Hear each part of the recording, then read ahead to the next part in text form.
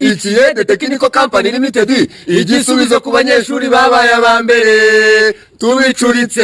Yeba we waba ufite idebe ryagize 2 cyangwa imbesire yagize 5, ishyano ryagize 7, ipanci ryagize 11 ndetse n'iryakirase. Mwihangayika kuko Ikiyede Technical Company Limited twaje nk'igisubizo, kuko tubafitiye amashami atandukanye harimo nko guponda sima, kumena garaviye, gutunda umucanga, gutwara ihene ndetse no kumena beto. Yesu Icyitonderwa kandi ntabwo twakira abahiseni bamwe bagize 0 kuko utarabashije ikaramu ntiwabasha igitiyo.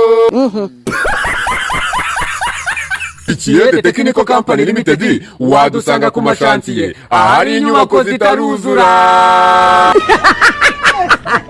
Ikiyede Technical Company Limited niba kwiga bikunaniye ngwino mu rugaga rw'abikorera.